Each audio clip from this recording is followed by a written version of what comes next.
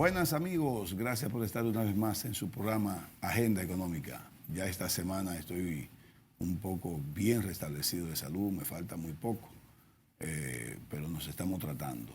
Así que le agradezco a ustedes su comprensión y solidaridad de permitirme hacer un programa como lo hice la semana pasada. Hoy estaré acompañado de un gran amigo, un gran colaborador, un gran economista, director ejecutivo, vicepresidente y director ejecutivo del Centro Regional de Estudios Económicos Sostenibles, CRES, Miguel Collado Di Franco. Muchas gracias, Ezequiel. Contento de estar aquí de nuevo contigo. A gente como tú yo siempre digo lo mismo, ustedes no necesitan presentación. Pero a uno por protocolo dice en dónde está ubicado. Claro. Miguel, contigo vamos a hablar de muchas cosas, de economía, lógicamente, pero dentro del tema económico, de muchos temas. Pero tú sabes que tú eres un apasionado dentro de la capacidad de investigación que tú tienes como economista y planificador.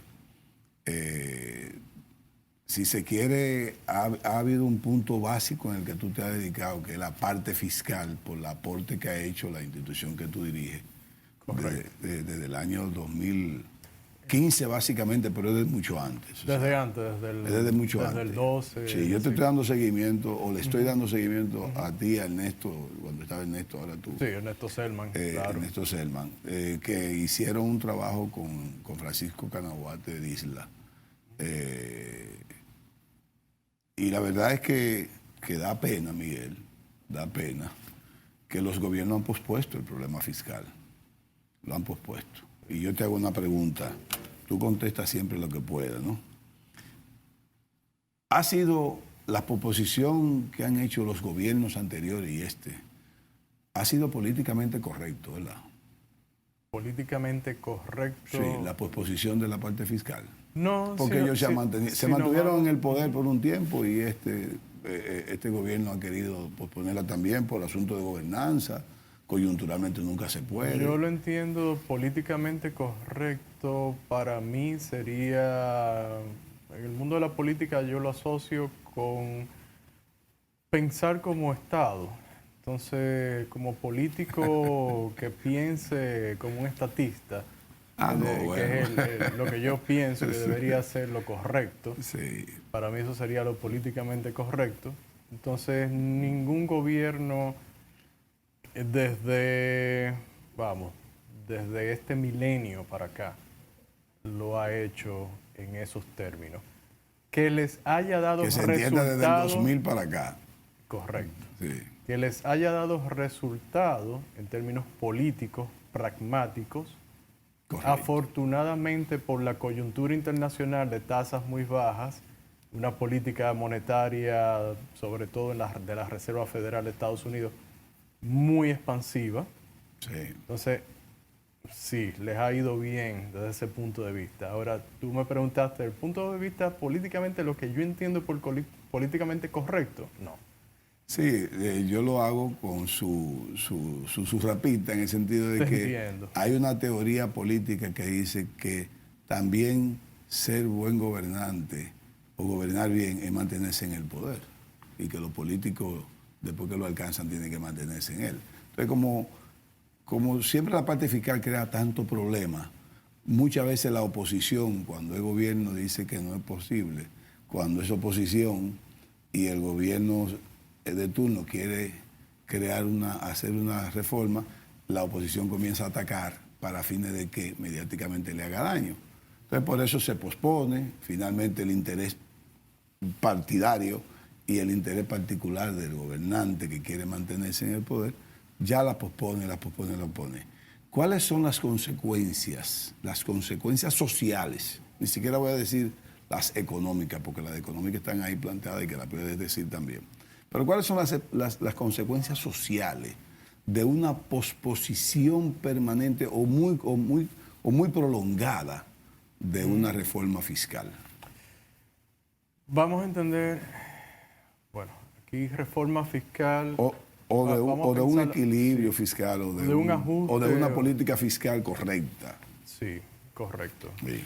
Bueno, por el lado, vamos a ver, por el lado de los ingresos, de la forma tradicional como se han hecho las reformas en el país, Sí, las llamadas reformas, esos son cambios tributarios. que son exactamente modificaciones al Código Tributario con la intención de incrementar las recaudaciones vía el aumento de las tasas o introduciendo nuevas figuras impositivas. Si es así, cada vez que tú, y hago la distinción porque nosotros en CRES tenemos otra forma de ver el sistema tributario, pero si lo vamos a hacer así, o si se va a hacer así, pues cada vez que tú lo postergas, el ajuste por el lado de los ingresos, pues el golpe va a ser mayor, dicho claramente.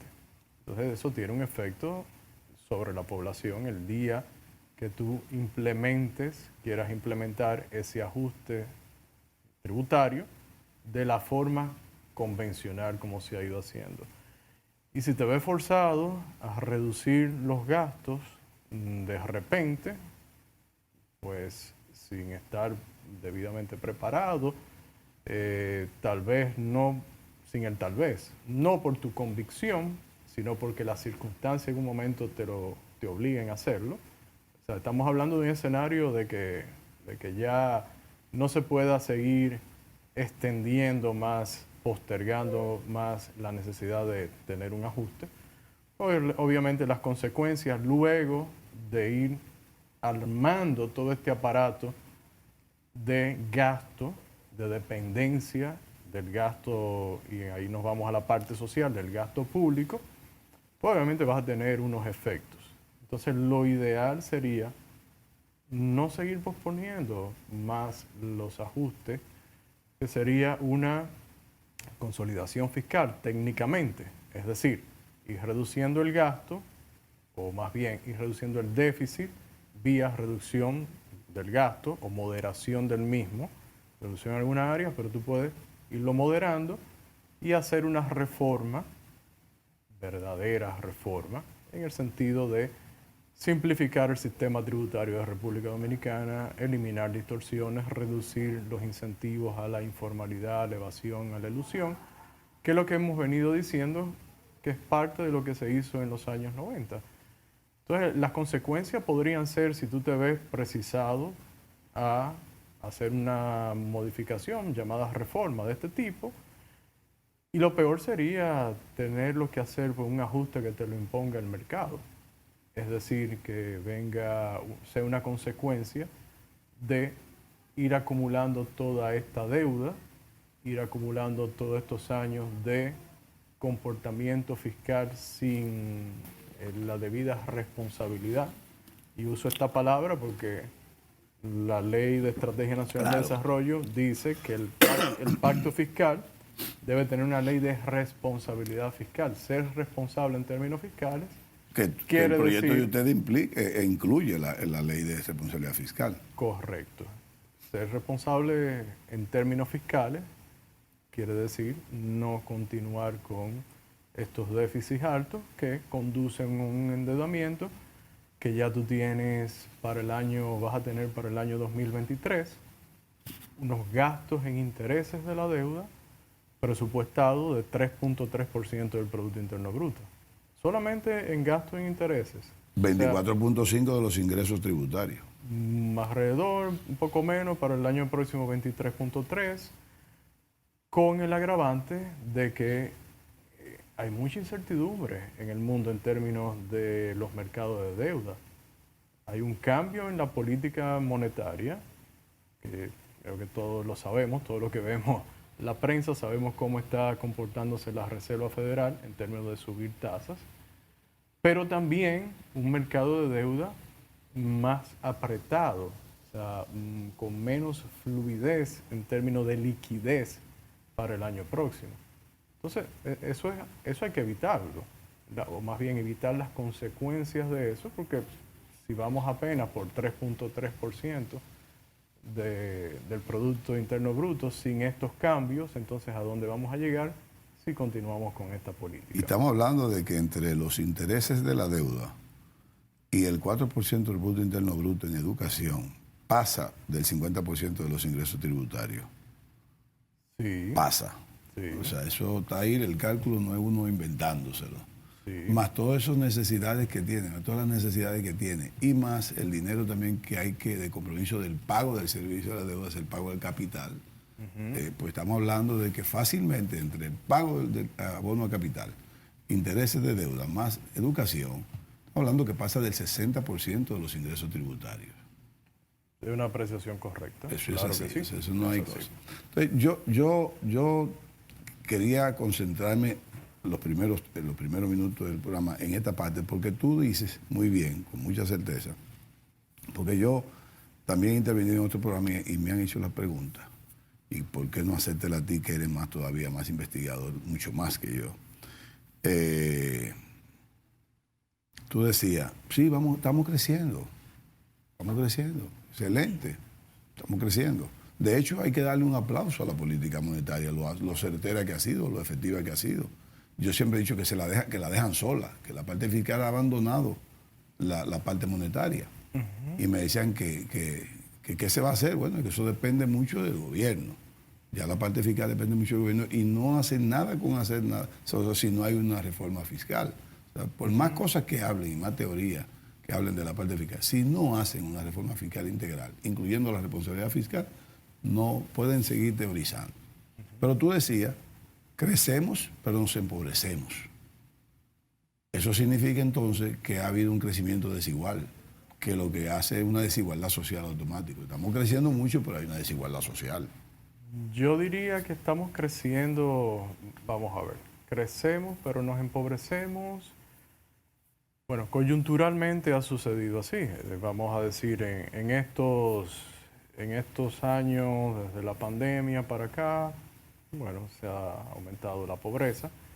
Pero lo que yo pienso y lo que me gustaría decir es crecemos, pero no nos desarrollamos en la proporción Correcto. en que se produce ese crecimiento. No hay desarrollo social.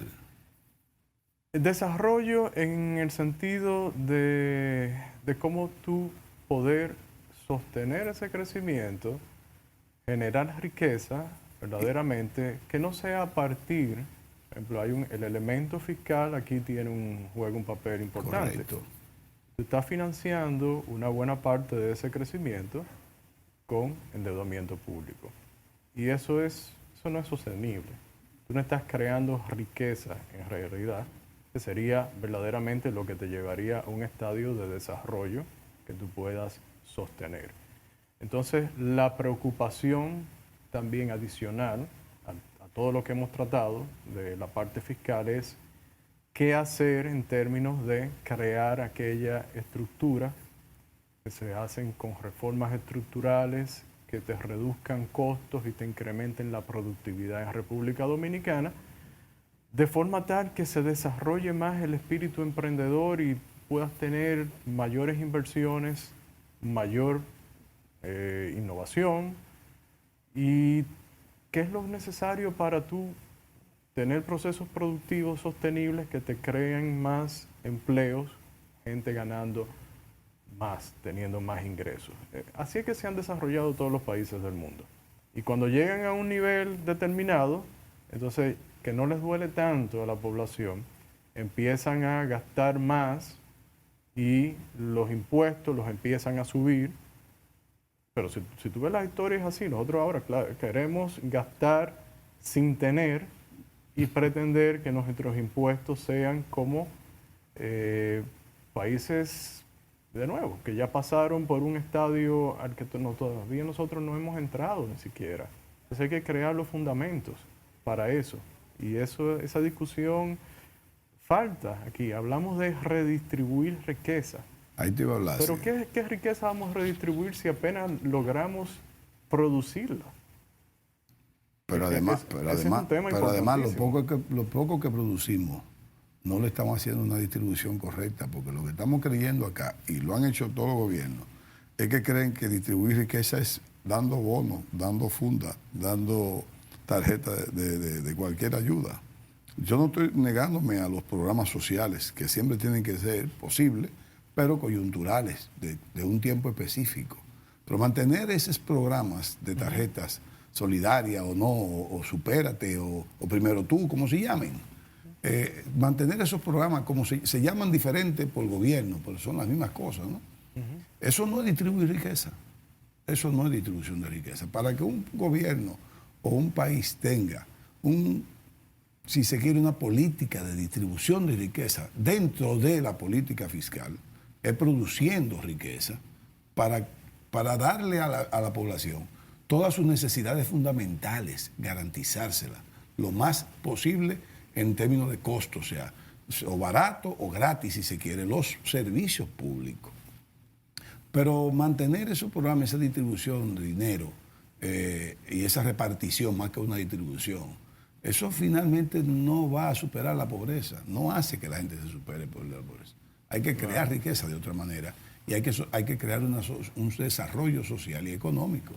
Cuando tú ves las encuestas que se hacen en República Dominicana, las encuestas tradicionales, más creíbles, serias, y cuando se le pregunta a la gente cuáles son sus preocupaciones, ¿qué es lo que tú encuentras en los primeros lugares? La falta de empleo, el costo de la vida y temas así. O sea, en realidad nunca vas a encontrar desigualdad, por ejemplo. Que es un tema, la gente lo que le interesa es lo que tú dices, en términos de poder acceder a un empleo que le permita a ellos generar sus propios ingresos y que sean mayores. Claro. A eso es que aspiramos ahora. Claro. Por esas carencias de tú no tener los fundamentos sólidos en la economía, haber hecho las reformas, continuar el proceso de reforma de los 90, que es importantísimo tenerlo en cuenta, pues es muy fácil entonces tratar de suplir desde el plano político esas carencias que tú, precisamente por la falta, lo políticamente incorrecto en este caso, no crear los fundamentos con reformas, entonces la tratas de suplir con ese gasto corriente que tiene un nombre, se le ha dado de gasto social. Le voy a robar unos minutos a este segmento, a esta parte del programa, para hacerte la pregunta. ¿Dónde tú calculaste que nosotros como país somos los que más proporcionalmente pagamos intereses en materia del presupuesto? O sea, relacionándolo con el presupuesto nuestro, sí. ¿Con quién nos comparaste? Tú dices con los... ¿Con qué países comparaste esa parte? Gasto en intereses de la deuda. Como porcentaje de los ingresos fiscales. Correcto. Usando estadísticas del Banco Mundial, estamos en el 7º lugar de una lista... ¿Quién está primero que nosotros? 60. No, me pones ahora mismo en aprieto para que te diga cuáles son exactamente. ¿Pero fue una comparación con América Latina o con otros países? No, mundial. Mundial. Es mundial. Nosotros estamos en el 7º. En el 7º de todos los países evaluados por el Banco Mundial. Y no estoy en esos 10 primeros lugares. Hay varios países de África, países asiáticos. No hay ningún país desarrollado. Somos países pobres que estamos manejándonos mal desde el punto de vista fiscal, pero los países más ricos, claro, tienen unos... No están en el top 10. No están en el top 10. ¿Por qué? Bueno, tienen una facilidad para emitir en su moneda, tienen unos mercados de deuda más altos, tienen precisamente unos ingresos tributarios ya alcanzados por el nivel de sus economías, o en este caso ingresos fiscales, es la métrica que emplea el Banco Mundial, que es un poco más amplia. Entonces, los países que estamos ahí somos países que queremos, de nuevo, parece que subsanar esos problemas, que no lo hacemos realizando las reformas que deben hacerse, y entonces lo que hacemos es únicamente mantener esos niveles todavía Dios mío. Bueno. De pobreza, con poca reducción de la misma, a través del gasto. Sí. Entonces, para cerrar el segmento, casi como un título, es políticamente incorrecto a partir de que los gobernantes, cuando están en el poder, tienen que pensar como estadistas, no como político, no haber hecho una reforma fiscal en estos primeros 22 años de este siglo, porque no lo ha hecho nadie. Podemos afirmar. Muy bien. Manténgase con nosotros, quédese hasta un momentito y volvemos.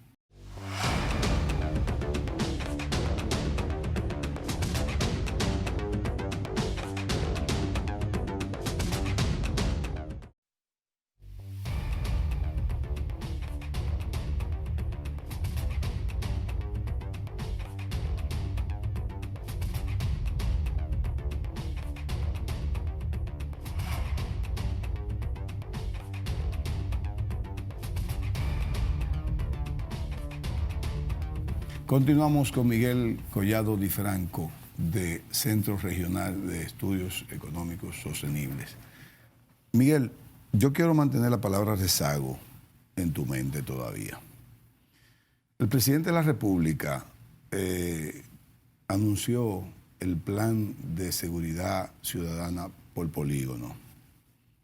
Y yo tengo muchos años hablando de esa parte del polígono, no porque yo soy especialista en eso, sino porque yo viví esa parte en países donde la delincuencia es muy fuerte, como Colombia, Venezuela y Puerto Rico en los años 90. Estamos hablando, cuando yo fui en el 89, de las veces que fui a Puerto Rico en el 89, en el condado, cualquier hora podía andar en el condado, a cualquier hora, y decían los límites del condado. Sí. No podía ni siquiera cruzar la acera después de ese límite, porque no había seguridad. O sea, que era una seguridad muy, muy específica que tú podías, no tenías ningún problema, y Puerto Rico en esa época había mucha delincuencia. Entonces el presidente ahora la anuncia, no sé si es la misma, simplemente hace una comparación porque mencionó el polígono y esa sí era. Pero ahí puso una colita de que se necesitan más ingresos para poder implementarlo y mantenerlo, más policía, aumentar el salario de los policías.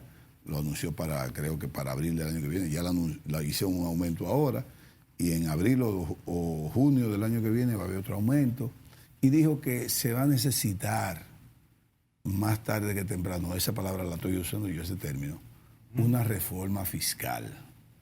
Y yo decía, bueno, o él quiso aprovechar para hablar de reforma fiscal, o el presidente está limitando mucho la reforma fiscal a un plan de seguridad ciudadana, que no me parece. Ese rezago ya te lo mencioné de la reforma fiscal, yo lo llevo ahora al gasto social o el gasto de capital. El gobierno, en el presupuesto del año 2021, planteó un cálculo más o menos del 2% del Producto Interno Bruto para inversión de capital en el presupuesto. Un equivalente al 2% del Producto Interno Bruto. Un poquito más, 2.2, 2.5, porque no fue más de ahí, pues yo tengo el cálculo, pero no lo tengo aquí ahora. Bueno, ok. El asunto es que solamente invirtió un poco más del 1 para el año, porque lo que hizo fue a final de año pasado, fue transferencias a las alcaldías, la anotó como inversión social, pero no es una inversión social lo que hizo. Es una transferencia contable para fines de anotarlo como inversión de capital. Para este año está haciendo casi lo mismo, aunque no he visto la transferencia. Simplemente no está cumpliendo, ni siquiera con lo que proyecta. Proyecta, presupuesta un porcentaje y hace otro. No estoy hablando de que el dinero lo manda para la luna, ni mucho menos. Simplemente no lo invierte. El rezago en la inversión de capital, te voy a hacer la misma pregunta, pero con inversión de capital. El rezago en la inversión de capital de los gobiernos, ¿cuáles son las consecuencias a mediano y largo plazo que provoca en la sociedad? Bueno, la inversión de capital, en realidad, me gustaría poder entender un poquito mejor a qué te estabas refiriendo, porque en realidad, y ahí... Inversión en carretera. Estamos hablando de infraestructura. En infraestructura, etc. Para el año próximo está presupuestado alrededor de un 13% del total del gasto, pero la ejecución no ha sido tan baja. Lo que sí se ha criticado, y por lo menos un comentario de mucha gente, es los niveles. Se esperaría niveles más altos. Uno habría esperado en esta administración, después de haberse anunciado tanto el tema de las alianzas público-privadas, que por ahí hubiese mayor inversión. Sí, mucho más. En ese sentido, alguien me preguntaba sobre cifras. En realidad no las manejamos, pero estamos seguros de que si fueran mayores, pues saldrían en los medios y uno se enteraría de qué se ha alcanzado en ese sentido, de esas alianzas público-privadas que ayudarían en términos de la generación, de la creación de activos en el país, que son importantísimos. Estamos hablando ahí, tú decías, de carretera, puentes, aeropuertos, puertos, etc. Pues obviamente esa parte desempeña un elemento importantísimo en términos de facilitar la actividad económica y es algo que te perdura en el tiempo. El gasto se llama otro gasto que se asocia con lo social, se llama corriente, que tú lo consumes en un año, pero esto es algo que permanece en el tiempo. Entonces, es importantísimo. Ahora, nosotros somos partidarios, precisamente mencionaba las alianzas público-privadas y la participación más de capital privado y que el Estado no se ponga en riesgo, no asume ese riesgo, sino que se lo pase a otro, que lo haga, que se encargue de eso. El Estado no es buen administrador en esa parte. Ni inversionista menos. Sí. Entonces, y los ejemplos abundan. La parte privada te da la garantía de que es un proyecto rentable, factible. Debería serlo siempre y cuando tú lo diseñes bien y que no crees las condiciones para que posteriormente se tenga que ir pagando con los recursos corrientes aportados por los contribuyentes, porque eso puede pasar. O sea, hay que diseñarlo bien y que el riesgo sea bien delimitado y que el inversionista lo asuma. No que venga a hacer un proyecto y luego seamos nosotros los contribuyentes quienes los mantengamos, porque no vamos a estar en nada, en realidad. Y eso ha pasado aquí. Entonces, eso no es lo que queremos y tenemos que dejarlo bien claro. Ahora, de nuevo, el Estado no es ni buen administrador, como tú dices, y complementando en este sentido, inversionista tampoco. Entonces, y reitero, las experiencias abundan. Sí. La experiencia y la historia. Es que tú no tienes, además de las debilidades institucionales. Hay debilidades institucionales que es bueno que tú los menciones. Sí. No hay muy buenos sistemas de contrapesos tampoco. Exacto. En República Dominicana. Pero en sentido general, cuando tú no estás arriesgando tu capital, cuando tú eres el incumbente de turno, llegaste ahí por un proceso político, pero tú no llegaste ahí porque pusiste capital para como un inversionista y que está en riesgo, y por eso menciono la palabra riesgo tanto, los reitero, el riesgo que pase al inversionista privado, que no nos lo pase a nosotros, pero yéndonos al que administra, el que está en el gobierno, no tiene nada que perder. No tiene nada que perder, pero sí puede usar los recursos públicos para cubrir esas pérdidas de esas gestiones que no son las mejores. Entonces, cuando tú tienes ese sistema, vamos a usar el sistema del que le duele poner su capital y que si lo hace mal, pierda y sienta las consecuencias. Por eso esa es la belleza del sistema de ganancias y pérdidas del mercado y es lo que nos ha hecho prosperar entre muchas virtudes que tiene el sistema de mercado. Por casualidad, ustedes, o crees, o tú en la parte personal, ¿tienen alguna idea de cuál es el proyecto que el gobierno no haya mencionado? ¿Puede haber una alianza público-privada? No. ¿Tiene alguna? No el ámbar, no hablamos del ámbar. Pero es que yo creo que en particular, tal vez, bueno, yo te diría... Porque yo la tengo, por ejemplo, tienes, presas, represas, reservorios de agua. Yo creo que eso es un buen proyecto público-privado. Yo entiendo que sí. Yo soy Y el gobierno no ha hablado de esa parte. Un enamorado de las presas, las virtudes que tienen, en muchos sentidos, no solamente, obviamente, la parte del agua y la generación de electricidad y todo eso. Pero es que para mí es tan amplio que abarcaría todo el ámbito de la infraestructura. Sí, yo sé, pero como yo, escúchame que te interrumpa, Miguel, sí, lo que pasa es que como yo sé, porque don Osiris de León se ha sentado en esta mesa y ha calculado, y la última vez que se sentó dijo que se necesitaban 8.000 millones de dólares para hacer las presas que necesita el país en este momento, hablando de este momento. Sí, hemos escuchado ese cálculo. Eso más o menos tomaría, ponte tú, 5 años si se comenzaran a hacer las presas que se necesitan en el país en estos momentos. Y por eso yo hablo de público-privado, no hacerlo con una sola empresa, sino que es muchos inversionistas y que cada quien licite, una que gane, otro que gane, y todas pueden empezar casi si se quiere al mismo tiempo, porque no empiezan al mismo tiempo simplemente por falta de recursos, no porque no se pueda físicamente hablando o prácticamente hablando.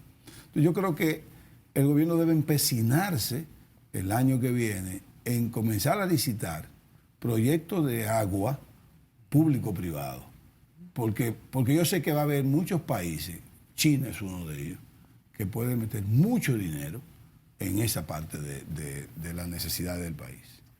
Ahí entonces volvemos al punto ahorita de alianzas público-privadas y te lo digo porque hay que tener cuidado con China. No, yo puse un ejemplo. Ya ahí sería alianza público-pública.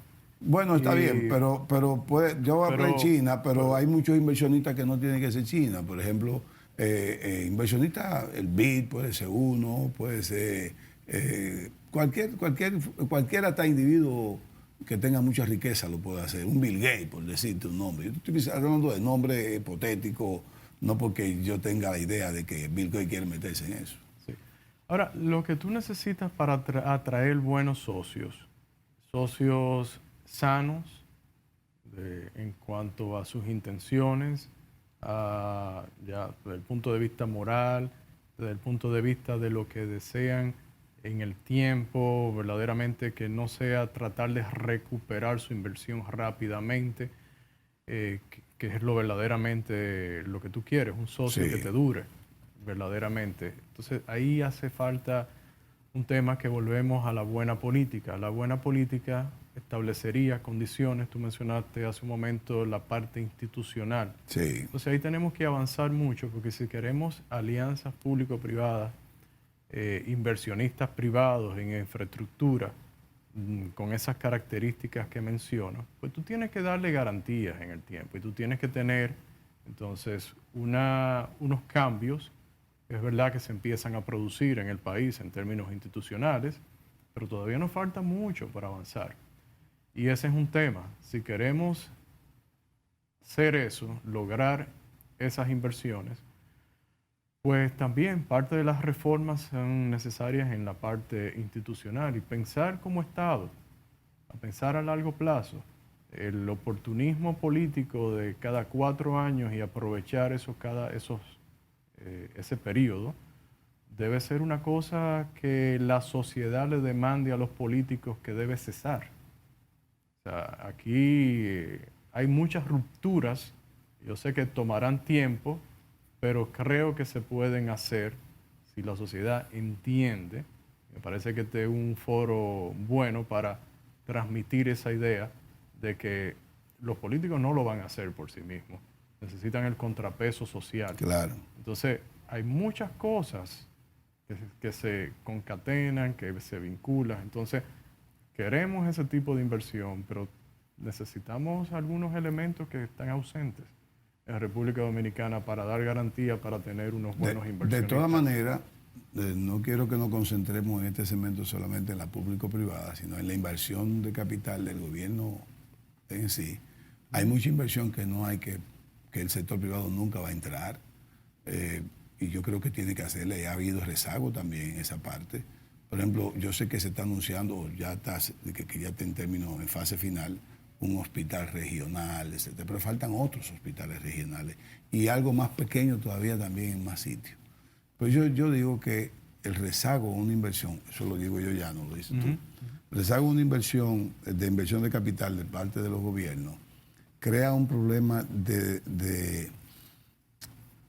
yo le voy a mencionar desarrollo, pero más bien es de bienestar que crea un rezago en el bienestar de la población. Porque, por ejemplo, un hospital regional en el sur, donde te dé una buenas atenciones, no la primaria, sino completa, de internamiento, de curativo, si se quiere, más preventivo, lógicamente, te crea una población, te garantiza una salud a una población que puede ser mejor productiva.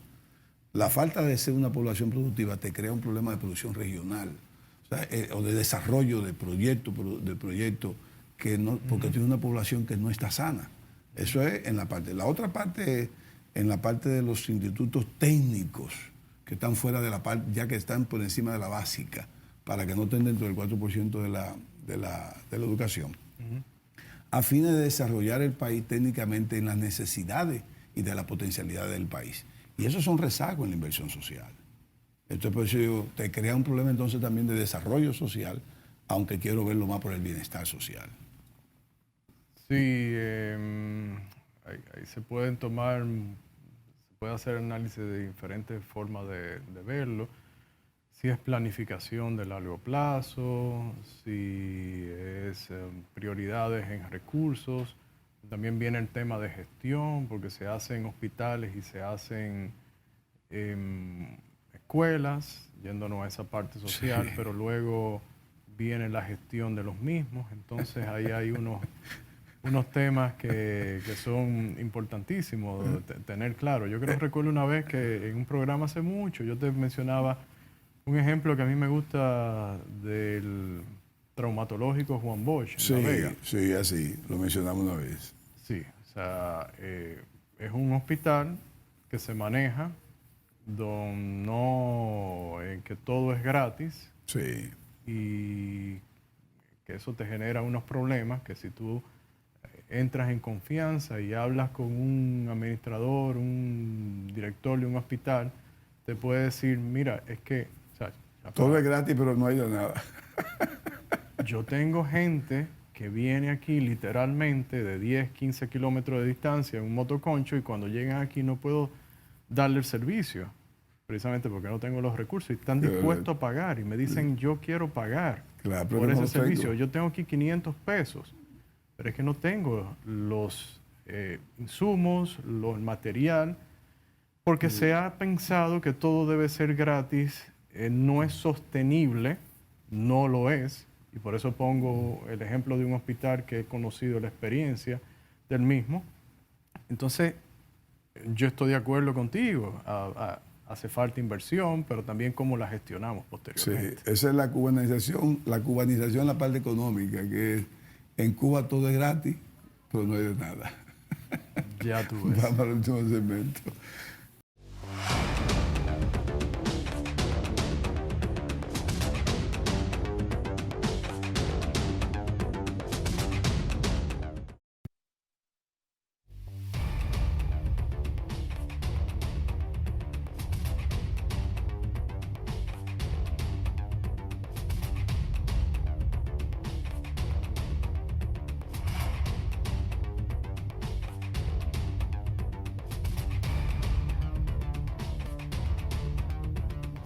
Continuamos en Agenda Económica con Miguel Collado Di Franco.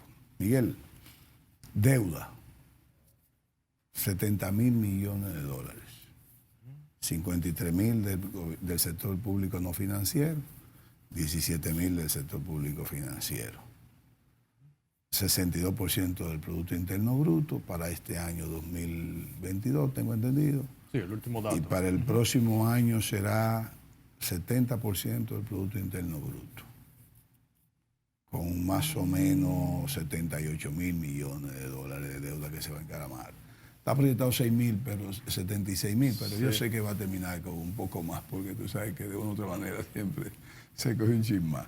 Yo lo voy a proyectar de esta manera. 70% del Producto Interno Bruto cerraremos en el 2023 y 78.000 millones de dólares de deuda. Mi gran problema siempre, lo hemos discutido acá contigo, es que a mí no me gusta comparar la capacidad de nuestro endeudamiento por el Producto Interno Bruto, sino me gusta siempre evaluarlo por mi capacidad de ingreso, por mi capacidad de yo decir cuánto de mis ingresos yo tengo que dedicarle al pago del servicio y de los intereses de la deuda.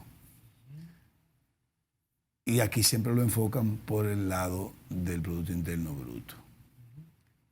Yo entiendo que ese ritmo de endeudarnos y endeudarnos, va a ser el globo aquel de pasarlo de mano en mano, cada 4 años. Lo pasamos y lo pasamos y lo pasamos. ¿Cuál sería el presupuesto ideal para tener un presupuesto que pueda decir, para tenerlo y que diga, vamos a comenzar a bajar la deuda? El presupuesto ideal sería tener ingresos sobre 1.200.000 millones de pesos de ingresos, no de gasto, porque ahora de gasto lo tenemos, incluyendo pago de deuda, 1.245.000 millones. ¿Tendríamos nosotros capacidad como país, con la economía nuestra, en este momento, de tener ingresos de esa magnitud en un presupuesto, en un año fiscal? Sí, primero quería hacer una aclaración. Los requerimientos de financiamiento, que son más de 6.500... 6.500. Sí, en realidad hay que tener en cuenta que incluyen la parte de los vencimientos, deuda que se va a refinanciar, claro. No es deuda nueva. Claro. Entonces la deuda nueva no aumentaría. No llegaría a 76, llegaría a 74, 75. No podría ser. O aumenta rápidamente el cálculo, bueno, tenés 3% del Producto Interno Bruto que tienes que financiar, más una deuda que se debe se deberá de este periodo del 2022, que pasará al próximo, es decir, cuentas por pagar. Son unos 19.000 millones en pesos. Esa sería, más algunas cosas más, sería la nueva deuda. ¿Tú tienes el cálculo de cuánto va a crecer la deuda este año con relación a cómo cerró el año pasado? ¿Lo tienes o no? En este año 2022. Con relación al 2021. No lo tengo en la mente ahora mismo, no. Pero lo que quiero aclarar es que los requerimientos de financiamiento... Sí, según presupuesto. Según el presupuesto, es ese monto, habría que agregarle probablemente casi un punto porcentual más al déficit, que sería financiamiento adicional que tú agregarías en el año 2023. Quería hacer esa aclaracióncita. Que no crece exactamente en el mismo valor de requerido. Correcto, sí. Entonces, la pregunta que tú me hacías, bueno, de poder recaudar eso, tú tienes que hacer una reforma sensata, concienzuda, que vaya acorde con la naturaleza del contribuyente y que te facilite también la creación de más riqueza y, en consecuencia, ampliar las bases. Vamos a ponerlo de forma llana, para tú lograr un incremento sustancial en las recaudaciones que sea sostenible. Porque tú puedes lograr un incremento en un momento haciendo una modificación convencional, pero se te van a caer las recaudaciones. Porque eso, la gente se va rápidamente a adaptar a ese nuevo sistema y los incentivos como seres humanos que quieren sobrevivir, que quieren hacer negocios, pues obviamente los estás llevando más a lo mismo que los he estado conduciendo en todos estos años, que es a la informalidad, a la misma evasión y a un sistema tan complejo que en muchos casos la gente quiere cumplir, pero no puede. O sea, porque no es esto que el dominicano es, el deporte nacional es evadir impuestos, ese es su pasatiempo. No, es que hay que cambiar las condiciones para hacer más fácil pagar impuestos, aumentar las bases, eso es importantísimo, no solamente por el crecimiento económico, sino por cualquier incentivo que tú puedas tener para que sean menores actualmente y también hacerlo más fácil para la administración tributaria. Hay una gran oportunidad en el sector, en la parte informal de la economía. Hay una oportunidad en muchos sentidos, la hay, siempre que tú reduzcas o lleves las tasas, tanto del impuesto sobre las rentas como la del ITEVI, a sus tasas efectivas de recaudación, se parezcan más a lo que en realidad está pagando la gente, tengas menos incentivos a tú tener, tú tienes ahora mismo un ITEVIS 18, 16 y tienes muchos productos con tasa cero. Entonces tú tienes ahí unas distorsiones grandísimas. Y esa convivencia de productos dentro de un mismo establecimiento, dentro de procesos productivos a tasa diferenciada, se prestan a muchas cosas. ¿Tú atribuyes gran carga al ITEVI alto a esa informalidad? ¿Le atribuyes gran carga ahí? Es que a la informalidad económica, ¿tú le atribuyes a ese ITEVI alto? Las bajas bases. Las bases, cuando tú tienes bases bajas, tradicionalmente se trata de compensar por las tasas. El impuesto es la tasa por la base. Ahora, cuando tú incrementas la tasa, esa base que tú crees que la vas a mantener o que va a seguir creciendo, en realidad lo que puede hacerte es achicarse. Sí. Y es lo que ha sucedido. Entonces, en términos relativos, se recauda menos porque esas bases se pueden achicar o no incrementarse en la medida en que tú pensaste que iba a suceder. Entonces, la política desde el punto de vista de nosotros más sensata es no concentrarte en la tasa, sino desde el punto de vista de incrementarla, sino desde el punto de vista de cómo vas a crear el incentivo para que esa base sea superior, que es lo que tú quieres. Y ahí íbamos al punto de si hay suficiente dinero para recaudar, pero tú necesitas hacer ese tipo de cosas, perdona. Sí. El análisis de CRES sobre esa parte de la reforma, ¿a qué porcentaje del Producto Interno Bruto llevaría la presión tributaria? En el momento en que se planteó en el 2021, subía la presión tributaria en más de un punto porcentual, entre 1 y 1.5%. Apenas entonces habría como un 16%. Al principio, solamente en el primer año. Ah, bueno, podría ir aumentando. Iría aumentando poco en a el poco. tiempo. Iría aumentando en el tiempo, pero es que aspirar a un aumento rápido. Brusco. Sí. Es imposible. Hay que ser realistas. Sí. La pregunta fue, escúchame Miguel, la pregunta fue para que termine ya la idea bien clara en la exponencia. Es porque Luis Manuel insiste en que hablar de presión tributaria más alta, 19, 20%, que es lo que yo creo que sería lo ideal y que esta economía lo aguanta. Él dice que otros países de Latinoamérica tienen la presión tributaria entre 18, 19, 20, 21, y que sin embargo no han tenido los éxitos económicos en términos de crecimiento que ha tenido República Dominicana. Por lo tanto, él no quiere darle tanta importancia al porcentaje de la presión tributaria. Y yo decía que sí que hay que dársela, porque independientemente del éxito que hemos tenido nosotros en comparación con esos países que tienen la presión tributaria alta, no significa que nosotros no podemos tenerla y que seamos tan exitosos teniendo una más alta que la que tenemos ahora, que yo creo que podríamos tener mejor desempeño todavía que el que tenemos ahora. Dice que no hay una garantía. Yo creo que sí, que se pueden convivir. Puede convivir una presión tributaria más alta y seguir teniendo éxito en términos económicos. Yo entiendo que ahí hay muchos temas por donde analizar el asunto. Primero tienes que tener en cuenta que esos países tienen dentro de esa presión tributaria, que en realidad es fiscal, correcto, ingresos de seguridad social,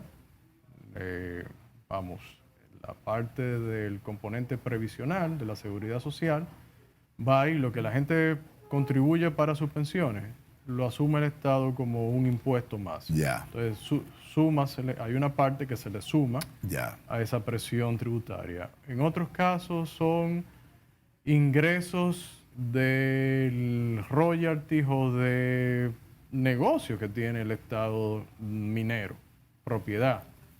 Entonces tienes también ingresos mineros ahí que te pueden estar distorsionando.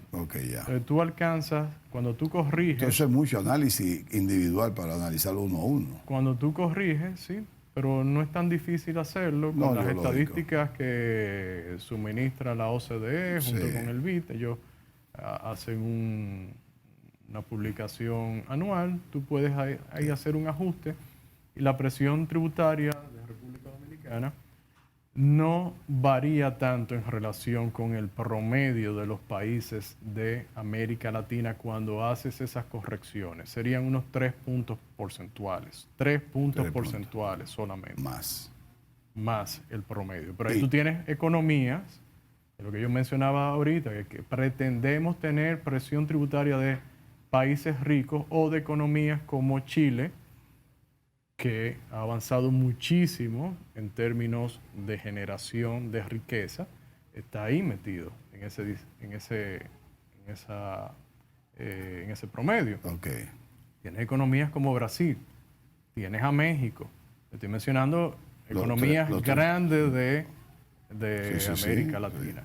Entonces, otra forma de verlo podría ser comparando Colombia quiere subir ahora.